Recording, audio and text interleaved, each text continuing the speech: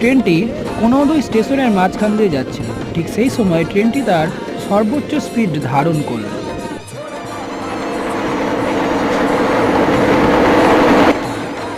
ট্রেনটির স্পিড মোবাইলে দেখাচ্ছিল 110, 111, 109 এইরকম অ্যাভারেজ স্পিড ট্রেনটি মেনটেন করে সামনের দিকে এগিয়ে যাচ্ছিল। তবে একটা কথা মনে রাখাই শ্রেয় যে যেহেতু এই ট্রেনে কোনো প্যান্ট্রি কার নেই, তাই সঙ্গে কিছু খাবার ক্যারি করাই বুদ্ধিমানের। যেহেতু ট্রেনটি রাত্রিবেলায় ছাড়ে এবং ওই সকাল সকাল পৌঁছে যায় তার গন্তব্যস্থলে, তাই খাবার করে নিয়ে গেলে একটু সমস্যা হতে পারে অনেকে।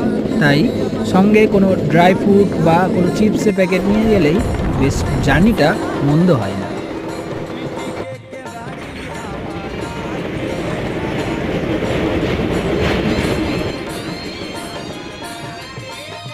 ঘড়ির কাঁটা এখন বলছিল 9টা 47, অর্থাৎ ট্রেনটি তার নির্ধারিত সময় থেকে আধ ঘন্টা লেটে চলছিল।